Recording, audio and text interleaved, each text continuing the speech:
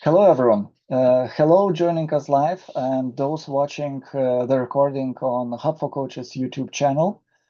Usual ask, it's a sharing of experience, so it's valuable, it's important for other coaches who are not here with us today. So if you see this recording and found it helping you in your coaching journey, please like, share, subscribe. It helps the channel grow, and it helps for other coaches or coaches to be to receive this information and receive the insights our dear colleague Ange will share with us today. So that's YouTube part. Thank you for watching and liking. And today, without further ado, we have traditional monthly meeting with coaching coaching professional who just finished their coaching education and successfully completed the examination. So joining us today is Ange, and very thank you for being here, for deciding to share your knowledge, your experience, how the journey was for you. So traditional question, just starting us off. So how did you find coaching? How do you came to this profession? Yes, thank you so much, everyone. My name is Ange M.C Ishimwe. I'm from Rwanda, East Africa. So, how did I find coaching? I started my career in an organization called Business Professionals Network. So where we supported SMEs. So I was working with entrepreneurs, helping them growing their businesses. So I wasn't a coach then. I was into administration, but was really interested in interacting with entrepreneurs. And I find really so interesting having conversation with an entrepreneur, and then they come back and say, I did this from the conversations we had.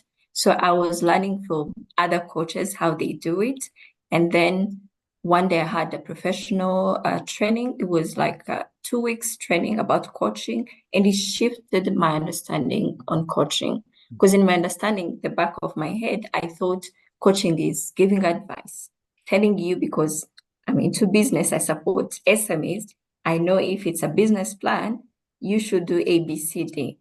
But when I had that training, I realized coaching is more of creating the spaces for these entrepreneurs to come up with their own solutions. It's like most of the time I use it as gardening. So you don't force a seed to grow. You don't put it upward.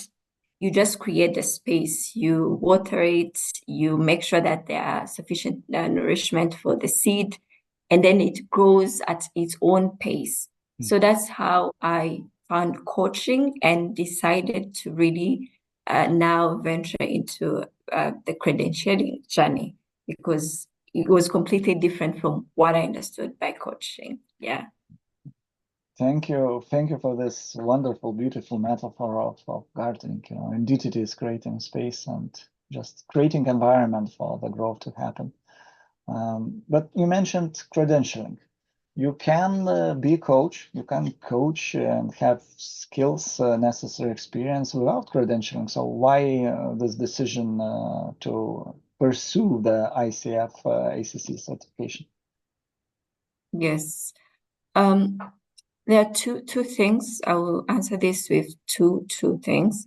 So personally, because the way from my journey, my learning journey into this coaching career or profession, I got to understand that coaching is built on trust, because we are coaching people, not coaching their problems or situations. So, and for someone to open up to you and really be in a space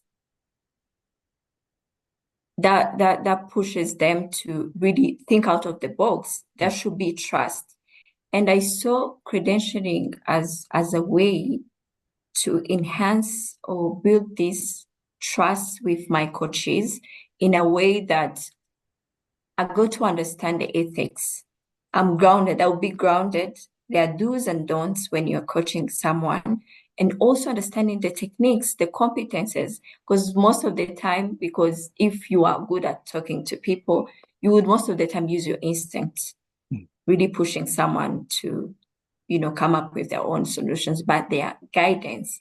What do you do in this situation? How do you hold space for someone?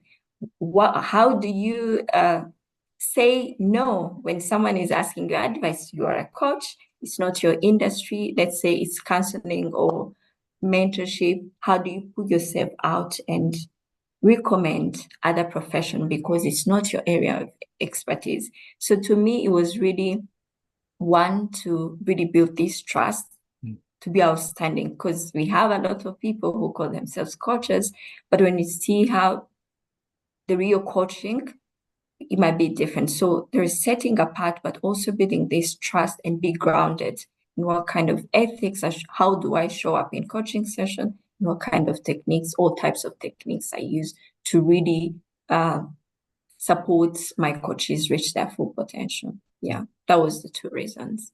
Yeah.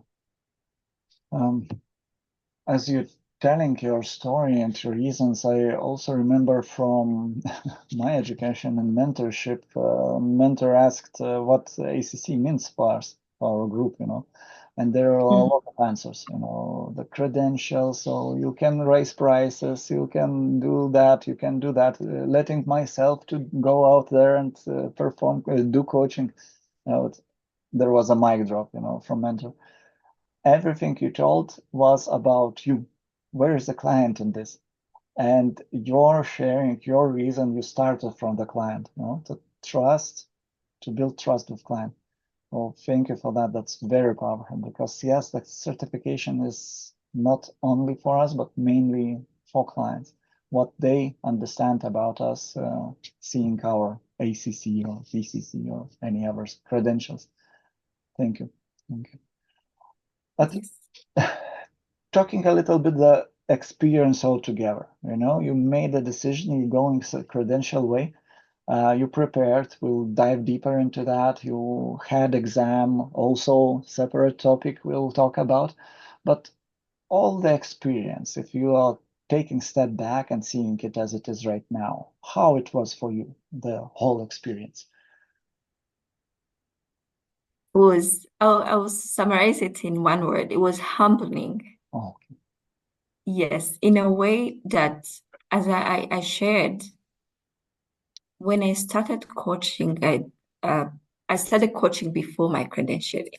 So I was just following the little knowledge I had about coaching. And when I started this journey of credentialing, I realized a lot of things I was doing wrong. So it was humbling because I used to tell people that I'm a coach, I understand what I'm doing. Now, 90% or 70% of what I was doing is completely different from what is real coaching. So it was humbling. It requires also me to be flexible and always keep in mind that this is not about me. It's about the client.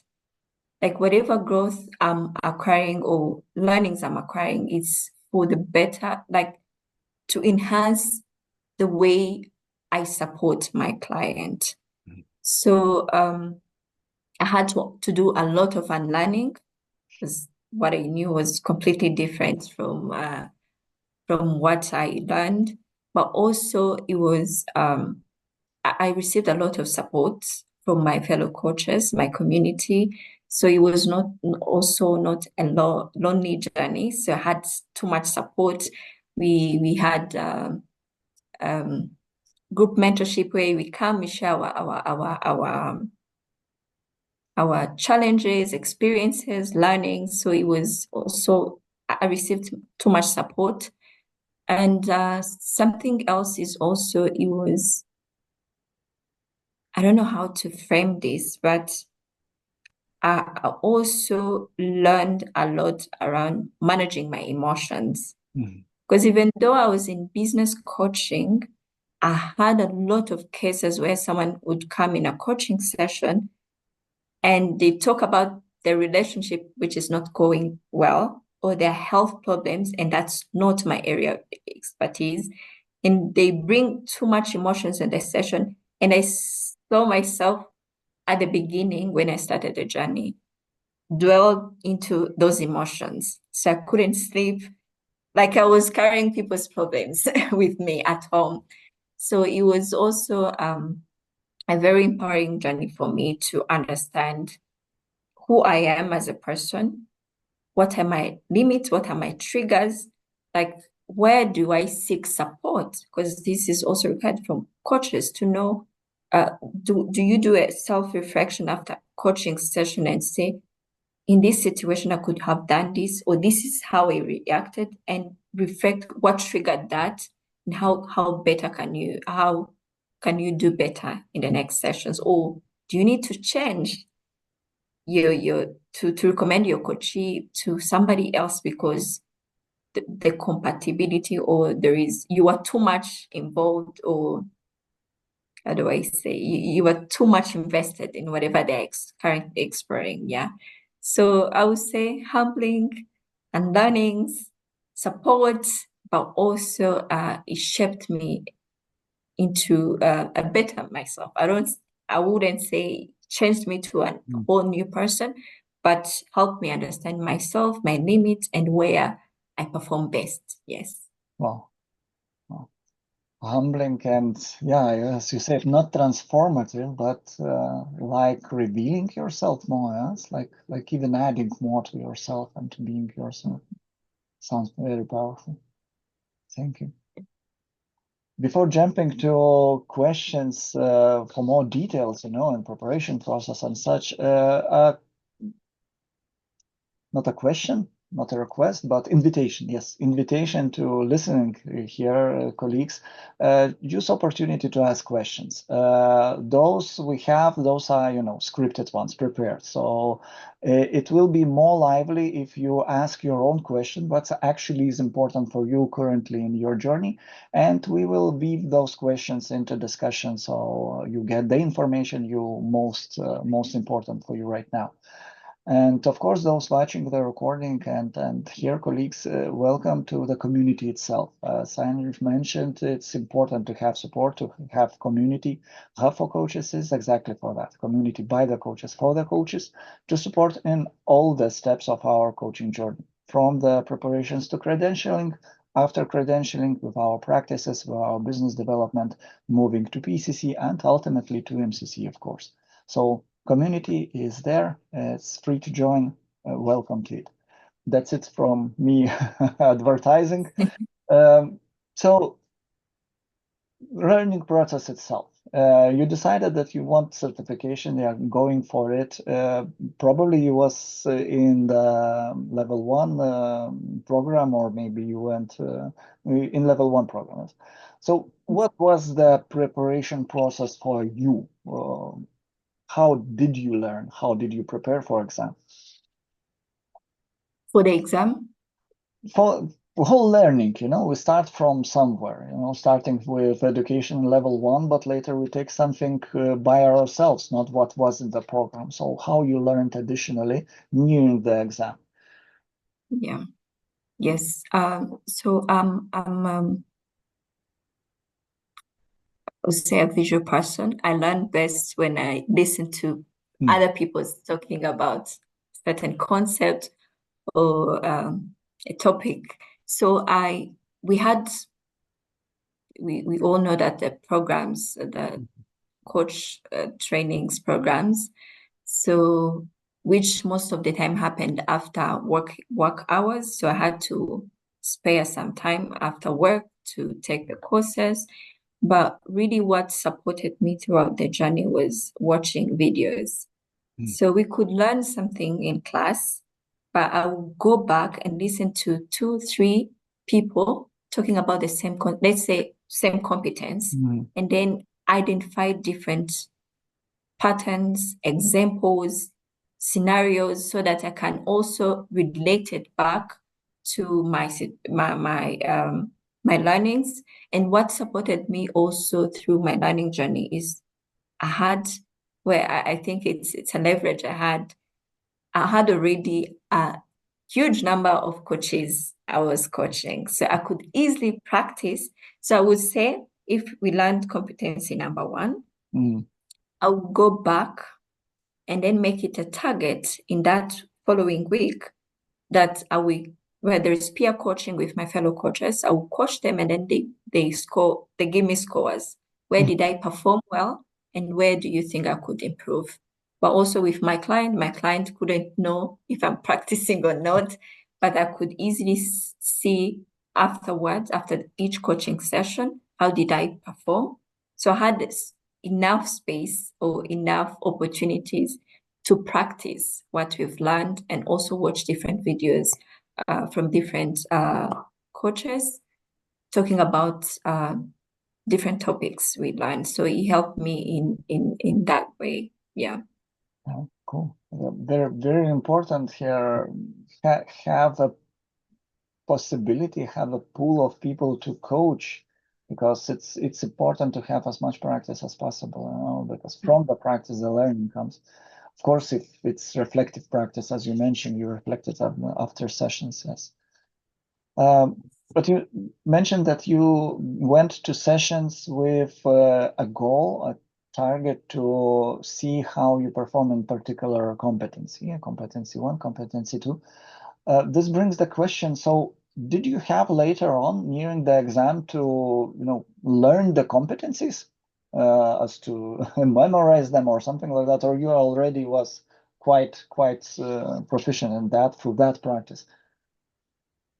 So I wouldn't say I memorized them like word by word, because what helped me, you know, when now we are going to technicalities. So we have different sections. Yeah. So I just divided them, you know, how the first section is around foundations, like demonstrate ethical practice, embodies a coaching mindset. So I would read about the markers and understand what it means, and then say, for me to be able to really move to the next competency is if I really understand A, B, C, D in each competency. Let me give a simple example. Sure. I will join a coaching session. So before inviting my client, did I make sure that the space, the environment is private? There are no distractions. Have I prepared myself? Am I not jumping from one coaching session to another coaching session? Because sometimes it can happen when you have a lot of people to coach. So you schedule like 9 a.m. to 10 and then 10 to 11. So do I have enough space to prepare myself for my next coaching session? And then I evaluate myself in that way, in those ways. And am I really present? Or there are times in a coaching session I was thinking about, or a report I didn't do, or a phone call I need to do. Yeah. So it's like more on the self-evaluation, because I couldn't tell my client that in this coaching session I'm looking at A, B, C, D. But me, myself, I would reflect back. Did I really do well compared to the past sessions I used to do? Yeah. So that's how I was. And then when I read again the competency, I can easily go to each competency and then remember, yes, these are the markers, these are the things that needs to be here, because I'm practicing. Yeah, it makes it easier for me. Yeah. Very clearly defined and strong practice of learning, you know, because we had examples where colleagues tried to learn competences and learn, you know, from only reading which subcompetency goes there and, you know, bring that to exam. But your approach sounds like, you know, it's embodied practice. Through practice, you see where the concrete subcompetencies show themselves. And one more point which strikes very strong for me is session starts. That sounds like session for you starts before you invite your coachee to the Zoom call or similar. Yeah, the session starts quite a bit before that for you.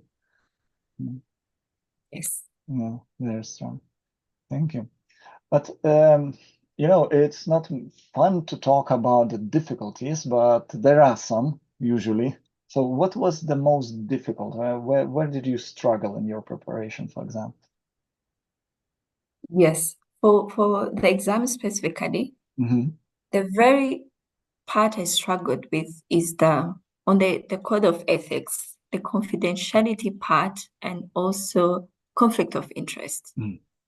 So understanding different scenarios. So I struggled in this because sometimes it might be contextualized based on the area you're at, or it could be based on the culture.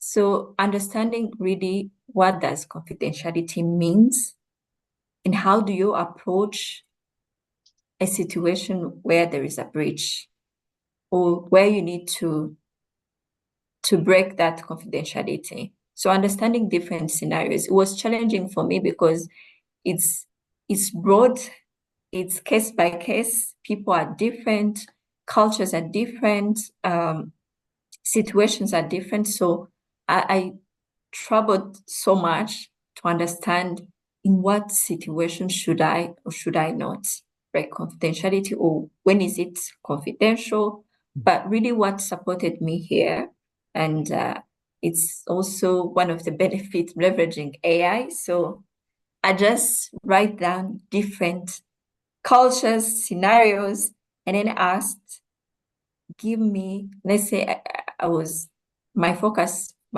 focus, because these are the group of people I was coaching, entrepreneurs. Give me situations. You are coaching an entrepreneur and they tells you A, B, C, D.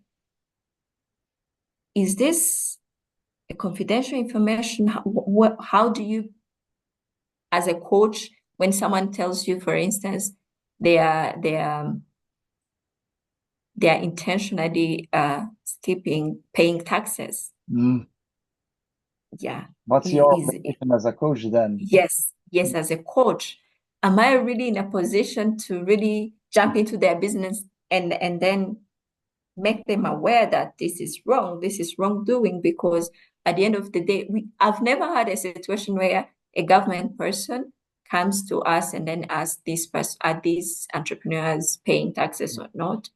But because at the end of the day, we want also these clients to be better versions of themselves, better people, ethical people. So how would you approach that? So those kind of scenarios really challenged me. But the more I prompt AI into different scenarios I meet, the more I understand actually in this context, this might work, this might not work. This is where you need actually to breach it. And what really made me happy along the way in my learning journey is that it should be clear when you are drafting an agreement with the coachee. So when it's clear that in these situations, I would breach the confidentiality because it's clear even before you start the engagement to them. So it makes it, or you can't exhaust all scenarios, but when they know ahead of time, you know what you're dealing with. So it makes things easier, but it was challenging to understand different scenarios. And this came also as a challenge in the exam because there's somehow how they ask the questions in a tricky way. So there are like two scenarios. You have to pick one correct answer, but there a slight change. So you need really to think through it. Yeah. The good thing is for non-English speaking countries, we have more time to spend on a question, which is also an advantage. But really, when it comes to confidentiality and code of ethics, conflict of interest, you really need to take your time, analyze the situation, and understand really what is the best practice as a coach in this situation? Yeah. Yeah. You know, you voicing the difficulties many have actually. Ethical interpretations are quite wide, so it's sometimes difficult to discern. The situation with questions, yeah, it's you know, for those not familiar yet with the exam, it's one question but four answers, and usually two of them you can discard from the start. They plainly wrong ones. But two which I have, they are usually very similar, and there the interpretations come in play. Yeah, ethics code, and I see a question from Ruchika, and we just will be getting there. You mentioned artificial intelligence, so I'm jumping on this you know, occasion. How much artificial intelligence altogether helped you in the process? You know, you described one situation, but how much you used it altogether? So obviously it wasn't the biggest part of my preparation. I used it at the end when I was practicing, because there are no there are resources of the questions you can practice. To practice, I have like two. I would recommend. I will share the links in the chat, the ones I used. Yeah, thank you. But also beyond that, I used it to bring craft questions for me, and then I would answer, and then give it answers, and then I get the scores. Yeah. So it was at the end when my exam was approaching, to really push me or explore multiple questions beyond what I've read, so that I see different scenarios here and there in my preparations. Yeah. But again, AI, artificial intelligence, we need to be careful when you're sharing a situation. You have to anonymize it, because again, these are, you don't know where the servers are. So also it might be a breach of confidentiality if you are, let's say, doing a coaching report using AI. So you're taking the discussion you discussed with your client to AI tools. It's also, we need also to be careful and see what information are we protecting, what can we share. If it's a challenge you're having, anonymize it or craft it in a way that you don't mention the names or where people work or the exact situations that can easily identify a person, because we don't have control over AI and who controls it. So it's also, we need also to be careful. But I used it mostly in the last prep part, giving me questions and a lot of scenarios, and then I could answer and then see how much I score. Yeah. Yeah. I hear you. And yes, we have also a couple of videos recorded, practical videos, how to use AI preparing for your examinations. Here the message is also very clear. Yes, confidentiality, but also due diligence, because AI still can, you know, fantasize things up, and you have to check everything they're giving through that logical, critical thinking lens. A question from Ruchika is regarding the resources. You know, during this preparation phase, mock sessions, practices that truly, genuinely helped you. You know. Were there any? Yes. I'm actually sharing the links right away. Okay. Yeah. Thank you very much. So there, one, it was free. So I noticed actually some people also choose to pay for these mock tests.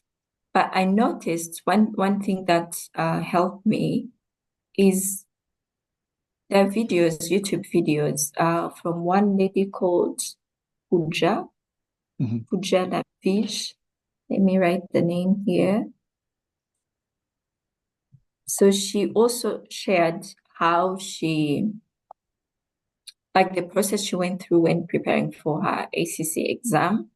And one thing I learned from her that also helped me is reading and writing.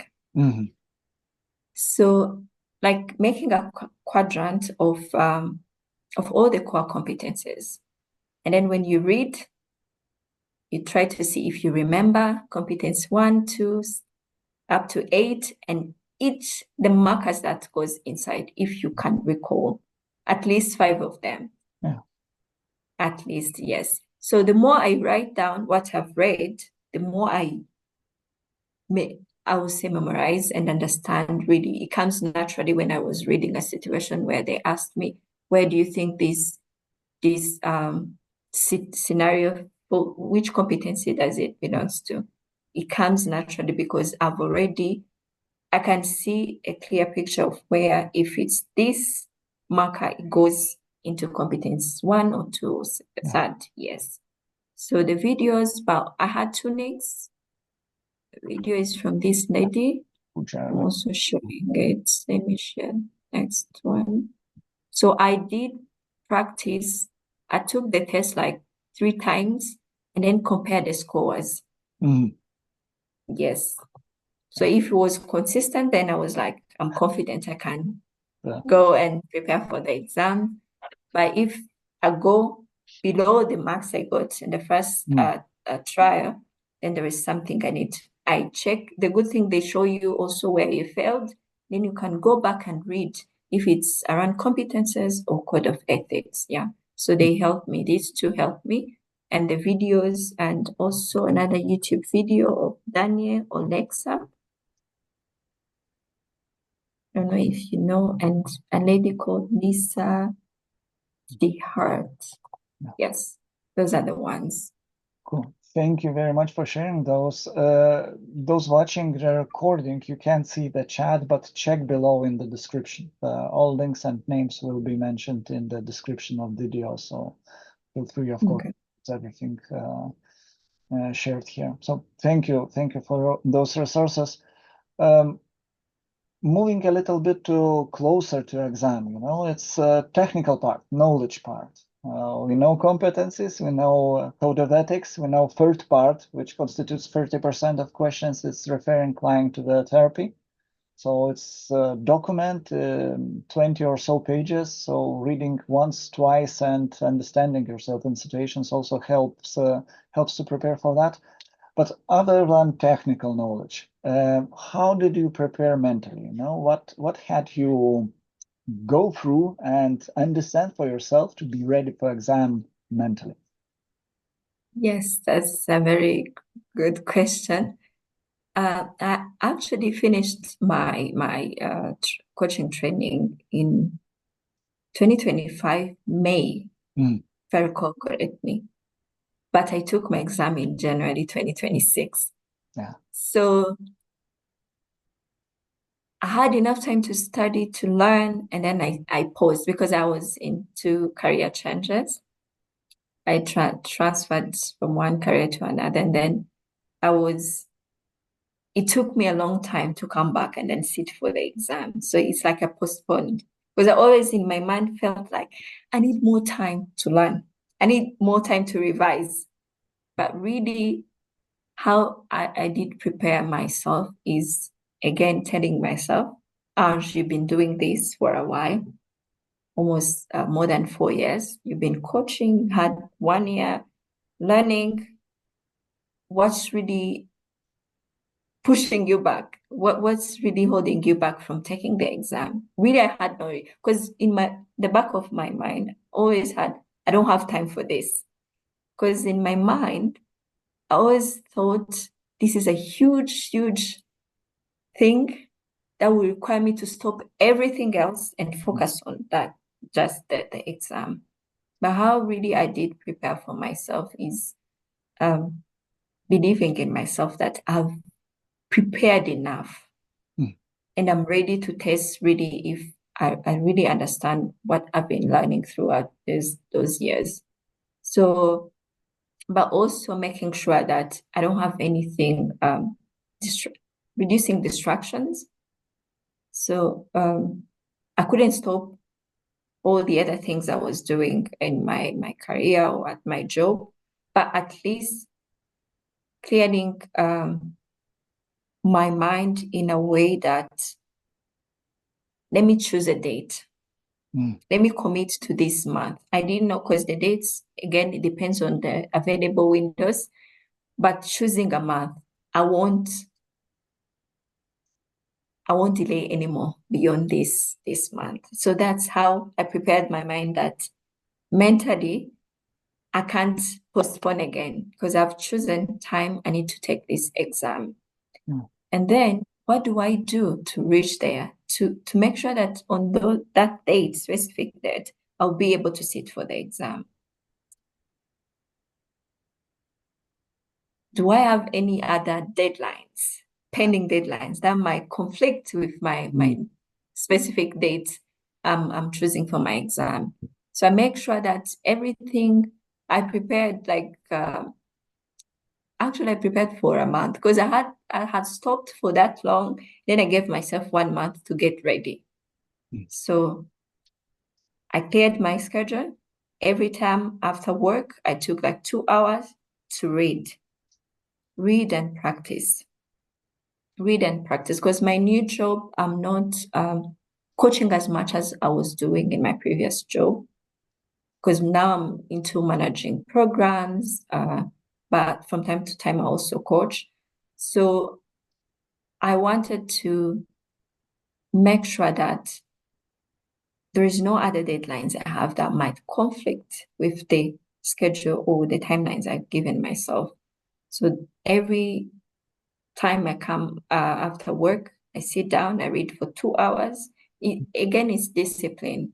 So you are committed to, I love deadlines, to be honest. I work well under deadlines. So if I have a long time frame to do something, I know that's my weakness. I don't perform well. But when I set a deadline, my mind, my brain functions. So really grounding myself that I have to do this. And anything that comes in my way, I need to address it before my timelines so that I won't have any excuse of postponing again. Yes. So that's how mentally I prepared myself that I have all it takes to sit for the exam. And then what do I need to do to make sure that the timeline I chose, I'm ready to take it? Yeah. Cool. Very clear, mental shift to I'm ready. And that deadline kind of gives you clear path, and you just have to clear everything from that path. A very, very powerful structure for this. And Ruchika was asking regarding what helps you stay consistent in preparing. She had to leave, I see from the chat, but maybe she will watch the recording. So what helps you stay consistent in that path, in the learning path? Yes, it's again I would say one thing, because I always imagine myself, I've been trying to be this professional coach for so long. So every time my mind wanted to shift to something else instead of the 2 hours I dedicated for practicing or learning, reading, I always imagine what would happen, what would change if you really sit for this exam and get your ACC. So having that end goal really pushed me to be consistent in my revision process and preparation process, but also because this is what we tell our coaches: do you commit to ABCD? So again, I'm this kind of person who want to live things I talk about. Like I don't want to be different from what I say. So I want to be the same person. If I say you should do this, or for you to be a good listener, you need to do ABCD. So I can't just be a talker, but I want to live the things I say. So again, I was like, it's not mandatory. You are not a model or a mentor for your coaches. But if you wish, or if your intent is to see them really becoming better versions of themselves, you also need to be a better version of yourself. So you can't really say something or push them, ask them, do you commit to do A, B, C, D? But for yourself, back behind the scene, you can't do similar things. I believe also this covers the growth as expected from coaches, because we also need to grow in the way we are, the way we are, how we do things, how we operate. So it also pushed me to really say, I need also to commit to something I mentioned I would do. Yeah. Well, Yeah. Well, the one thought also resonates or from my education, you can't ask powerful questions while you did not answer them yourself. So it's on the similar lane, committing and commitment for yourself. Yeah. Yeah. So we get to exam. Prepare, learned, mentally set ourselves for that. So the day of the exam, was it different for you? How you prepared for that exam day before even driving to the test center, or maybe you took exam at your home? How was the So day? I took it at home.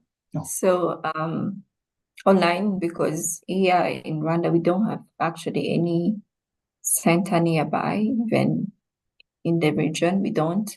So the only option I had was online. So how was my day? I chose actually late hours, evening hours, because for me, I thought if it's late in the evening on a Sunday, most of the people are asleep. So it's quiet. There's no noise, because I wanted to really, really fully focus and not be distracted by any noise or voices of people around. So I chose a Sunday evening. And how I prepared my whole day, I made sure that I had enough sleep. So, because my intent was, I need to sit when my brain is fully clear, when I'm fully present for this exam. Nothing else is troubling me. And I made sure that I chose a space, because it's very important when you're doing online exam. So you need to find an undistracted space that doesn't have doors or windows, like people moving around, because the moment the proctor identifies movement or hears voices, you are disqualified. So I had to make sure that during that day, the room I choose is clear, free from movement or unnecessary noises that can come out. And also make sure that my computer is functioning so well. I did during that day, I did like four testing if it works. Yeah. The microphone, the video, everything, that it's compatible and it works. And I also checked my internet.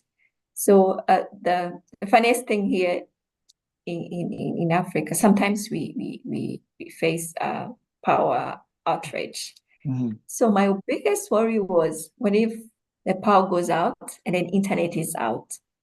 So that was also a worry for me. But what I did, I made sure that I have an alternative router, like a modem, just in case if my Wi-Fi is cut off.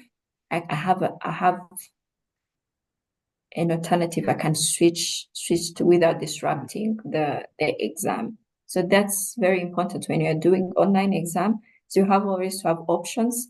If one doesn't work, can you switch easily to another source of internet without disrupting the exam? So that was also very key. And what is I did also some refresher to make sure that I remember where competencies goes, which markers goes into what competency, but also the code of ethics. Because the challenge I had, I was not sure which which because you know they updated them. Yeah. So I was not sure if you're going to use the new updated ones or the old ones. So I had to read both just in case to be ready. Because sometimes it can happen, the updates, the competencies are updated, code of ethics are updated. So you need to be aware. You can't know. Likely the exam came with the old versions, so not the 2026. So they use the 2025 versions. I've read all of them, so it was easier for me, but it can be tricky if you did not go through all of them. So it can be confusing because the way they ask questions, sometimes asking you where this falls into. So like I noticed on the code of ethics, the way the 2026 updates are structured is different from the 2024, 2025, if I recall correctly. So you need to also go through all of them if you're not sure which ones will come. So I made sure that also refresh on that. And yeah, the time came and I sit for the exam and yeah, I passed it. Yes. Wow. First of all, congratulations for that. It's wonderful pace and achievement. It's true milestone on the journey. But what surprised you the most? You took the exam was finished. What was surprising after? Well, my first surprise was the questions actually were short.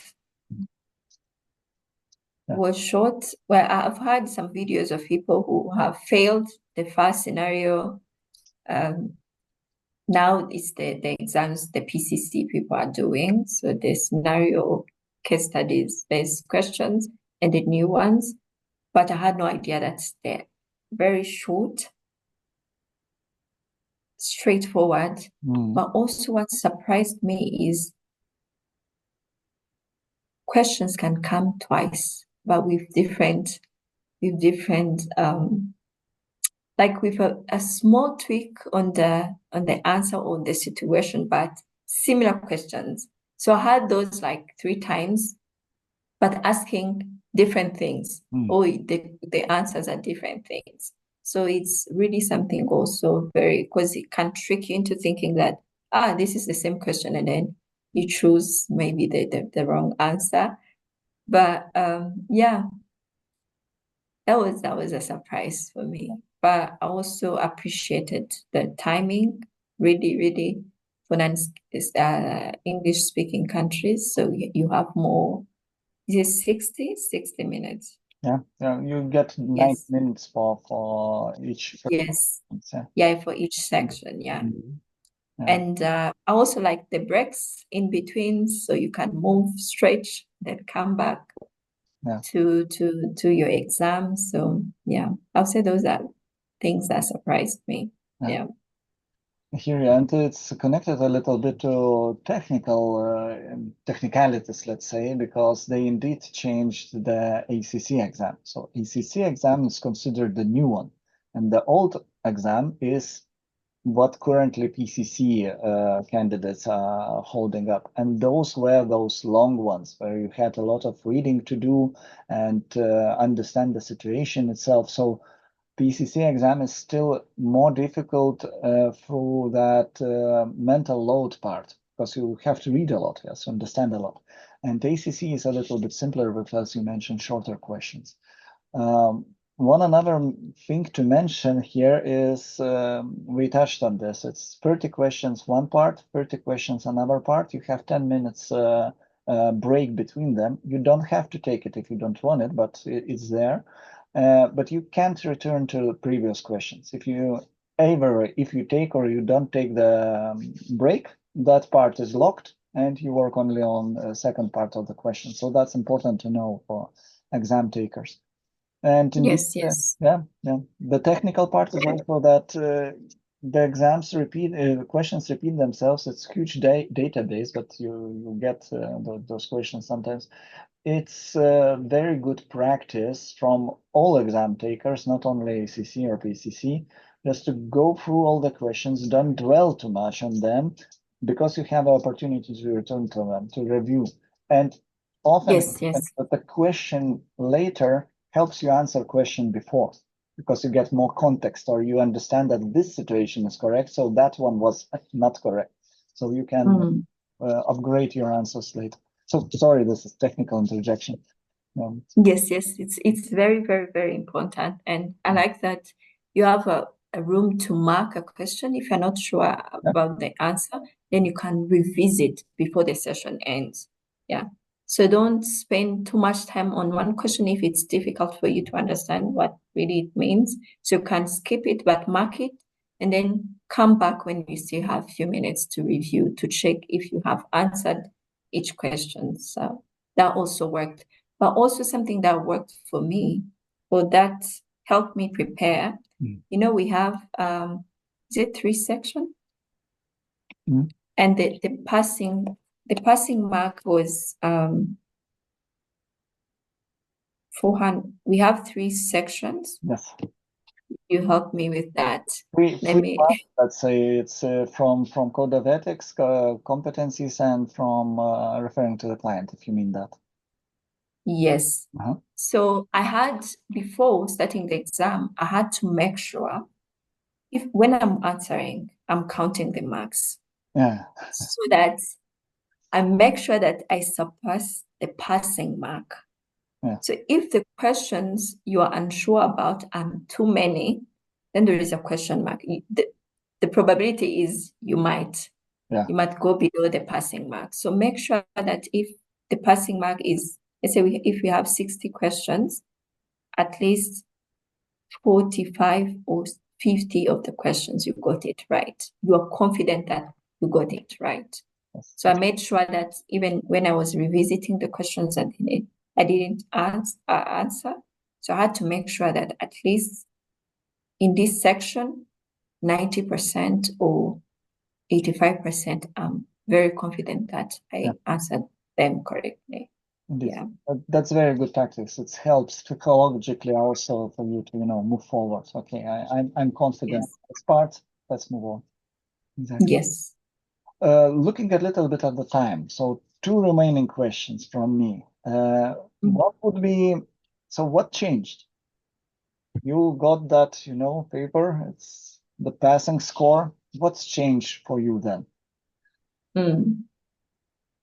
So getting my ACC actually, it was a really rewarding milestone, because I've spent so much time wanting this, learning, preparing myself for this. But also, this was also a kind of, the journey just gets started. Because now that at the beginning, as I shared, I wanted really to build this trust with my client, to understand, to be grounded. These are the ethics you need to follow. These are the core competence. This is how you can best support your client. But now that I have my ACC now, it's like, now you need to practice, put this in practice. It's like now you have this huge responsibility over you, but also a motivation now to because now this is where most of the coaches we struggle. Now, how can I commercialize this? Because now I have an ACC, I have now room, confident to really approach people from different cultures. You have to put myself out there that I can really coach, because sometimes it's hard for us to convince people to do business in this coaching profession when you're not certified. So it was like, this is actually the beginning. So at times it felt rewarding. I was happy, but also I felt too much pressure. That now that you have your ACC, what are you going to do about it? Yeah.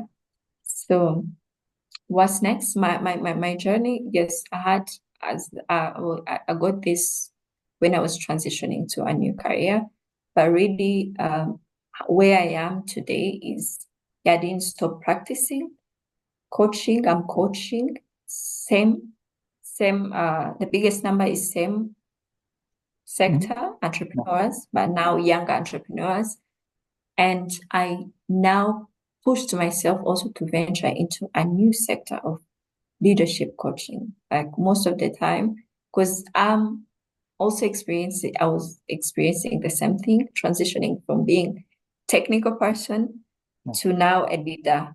So people receiving promotions into new positions, how do you navigate that change? How do you really shift from being a doer now to leading people? Yeah, something like that. So I'm also venturing into that slowly, baby steps. But yeah, I felt huge responsibility, but also happy for the milestone. Yeah. Strong thought here, because quite often we hear the phrase responsibility to profession. And getting that certification, automatically somehow okay, now I'm responsible for this professionals, for the quality, for performing in it. And indeed, the business side, the commercialization is very important, because schools usually do not teach that. I mean, coaching schools, level 1, level 2 programs, they do not cover that. And in 2 hours, we'll be writing a pitch for our services in Coaching Business Accelerator in the community. So who can, please join. Last question. What would you advise, not coach-like, but what you advise for people preparing themselves for certification, maybe nearing the exam? So what would be that 1, 2 things you would advise them to do or not to do? Okay. So one thing I could advise people preparing for the ACC exam is, first of all, understanding themselves, the way how they learn best. Because again, watching YouTube videos can also mislead you, because what worked for somebody might not work for you. So we learn in different ways. Some people learn well when they're drawing, watching videos, or listening, or writing. So find the best way, what works for you. It's very key, because either ways we have readings, you can read, but what really helps you understand the core competencies and also the code of ethics, what works for you. And second, give yourself a deadline. Don't postpone like me. So I almost postponed for a year. So it makes it easier when you just finished the school and schedule your exam. So your mind is still fresh. You still remember all the markers into different competencies. So when you delay a long time, so you have to redo the learnings and, bring yourself back into the mood. But doing it right away, like give yourself at least 2 months or one. I would recommend that. Yeah. Mm-hmm. So don't delay, and you can do it, and also leverage the opportunities you have for this community, like school. This is a very, very, very important community where you can share, ask the question, what your challenges. Have people who can share their experiences, their learnings, or also people. Sometimes it's just what you need is just this understanding that people are actually experiencing the same challenges as you. Then it gives you hope that you are not the only one in the journey, so you are not alone. So having such communities like school is very important when you're preparing for the exam. Because I was lucky, I was part of the organization I was working with. Was coaching was one of the services they provide. So I was surrounded by coaches and a pool of clients to coach. But if you are transitioning from a different career to coaching, it can be lonely. So leverage on this community to really exchange with different coaches and ask questions, share your experiences, and you can learn a lot from this, and it can help you also prepare for your exam. Yeah. Thank you. Thank you for this shout out. I'm backing it fully. Community is very important, that it helps a lot. And thank you for being here. Thank you for gift of your time, of your knowledge, experience. It was very enlightening, and the experience of online taking exam is also not so common. So thank you for sharing this also. Is it okay to share your LinkedIn profile and the description of YouTube? Do you want to be, contacted by colleagues? Yeah. Yes. That's okay. Invitation then for those watching, not only joining the community Hub for Coaches on School, but connect with us, connect with Ange, connect with fellow coaches, because we can help each other, and it's not so lonely journey. Then we are doing it together. So thank you for being here. Thank you for your time and insight. It was very, very enlightening. Thank you so much for having me. And feel free to reach out if you have any question or need support. I'm happy to share. Yeah. Thank you. So see you all Thank you. later in our next events, and thank you again. See you in the community, and Thank you. have a nice and wonderful coaching journey. Thank you. Likewise. Bye. Bye.